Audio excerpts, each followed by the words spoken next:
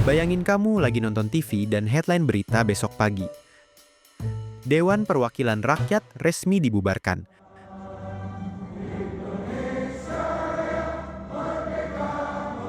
Gedung yang biasanya penuh rapat, sidang, dan teriakan demonstrasi mendadak sunyi, cuy. Anggota dewan pulang ke daerahnya. Gak ada lagi sidang, gak ada lagi keputusan. Lalu pertanyaannya, apa yang terjadi pada negara ini? Apakah DPR benar-benar bisa dibubarkan? Terus, siapa yang punya wewenang sekarang? Dan yang paling penting, apa dampaknya bagi pemerintahan dan kehidupan kita sehari-hari? Penasaran kan? Aku Noala, aku akan memandumu untuk memuaskan rasa keingintahuanmu.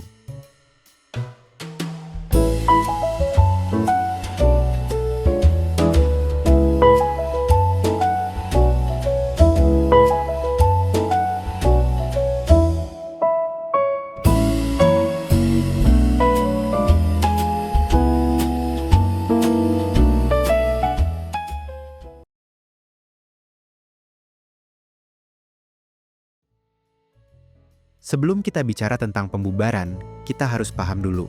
Apa sih sebenarnya DPR itu?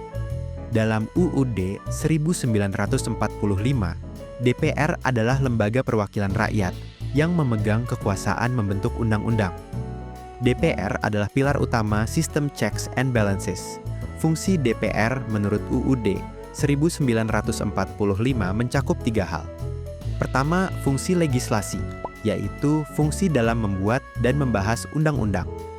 Kedua, fungsi anggaran, yaitu fungsi DPR dalam menyetujui APBN, uang negara yang menentukan hidup banyak orang.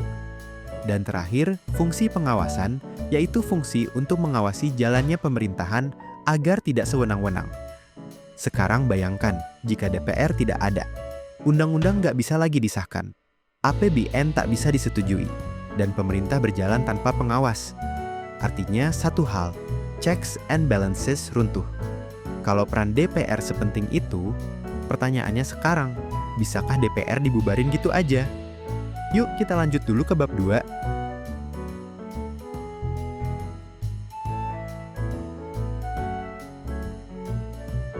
Jawaban singkatnya, tidak. Gak ada satu pasal pun dalam UUD 1945 yang memberi kewenangan pada siapa aja, bahkan presiden, untuk membubarin DPR. Gedung DPR bisa didemo, anggotanya bisa dikritik. Tapi secara konstitusi, DPR tetap nggak bisa nih buat dibubarin secara sepihak. Lalu, apa skenario yang paling mendekati pembubaran? Satu-satunya kemungkinan datang dari Mahkamah Konstitusi. Jika MK membatalkan hasil pemilu legislatif secara nasional karena kecurangan yang terstruktur, sistematis, dan masif, maka keanggotaan DPR periode itu dianggap nggak sah. Tapi ini bukan pembubaran DPR cuy. Ini adalah pembatalan hasil pemilu, yang konsekuensinya adalah pemilu ulang. Jadi DPR gak bakal dibubarin. Yang dibatalkan adalah mandat pemilihannya. Terus, apa yang sebenarnya bakalan terjadi kalau DPR tiba-tiba bubar atau berhenti berfungsi sama sekali? Siapa yang mengesahkan anggaran?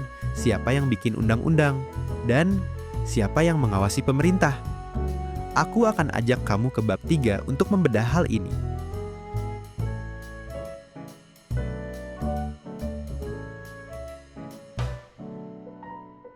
Sekarang bayangin dulu yuk, skenario kalau DPR benar-benar bubar atau berhenti berfungsi. Kira-kira apa ya dampaknya? Yang pertama, pemerintahan akan lumpuh secara hukum. APBN nggak bisa disahkan. Tanpa APBN, pemerintah nggak punya dasar hukum untuk membelanjakan uang negara. Pemerintah jadinya nggak bisa tuh mengeksekusi anggaran negara secara sah, yang bisa menghentikan proyek infrastruktur, gaji PNS, dan subsidi. Kedua, proses legislasi mati total. Nggak ada undang-undang baru yang bisa disahkan. Semua RUU yang sedang dibahas, termasuk yang mendesak akan mandek. Akibatnya hukum baru tidak bisa lahir. Ketiga, fungsi pengawasan hilang. Pemerintahan eksekutif akan berjalan tanpa kontrol parlemen. Terakhir, akan terjadi krisis konstitusional dan politik. terjadi kekosongan kekuasaan di lembaga legislatif.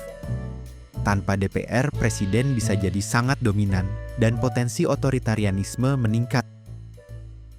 Jadi, sekarang kita tahu, tanpa DPR demokrasi bisa runtuh pelan-pelan.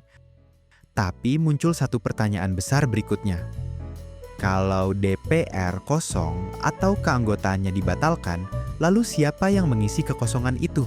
Siapa yang mengambil alih fungsi legislasi? Kita bisa telusuri jawabannya di bab 4. Kalau keanggotaan DPR kosong atau dibatalkan, siapa yang akan mengisi ruang itu?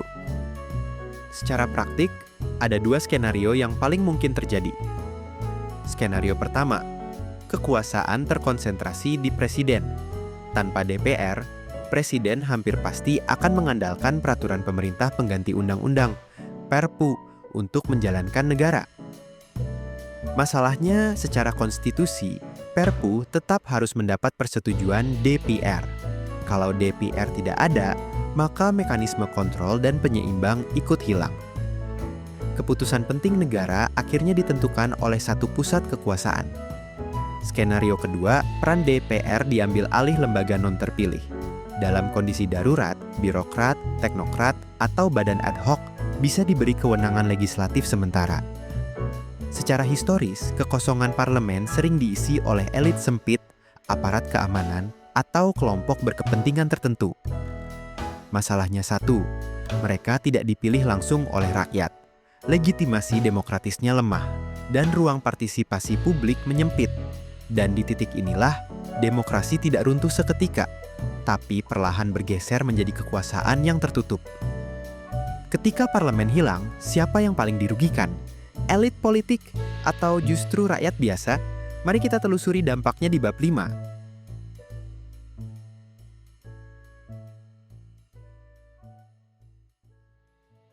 Jika DPR dibubarkan, efeknya bukan cuma di elit politik aja loh, tapi juga langsung ke hidup kita. Beberapa dampak nyata di antaranya. Pertama, anggaran negara bisa macet. Program sosial, pendidikan, kesehatan, dan lingkungan terancam macet karena APBN tidak disahkan. Kedua, kebijakan bisa berubah sepihak. Tanpa pengawasan parlemen, keputusan negara berisiko lebih berpihak pada elite, bukan kepentingan publik.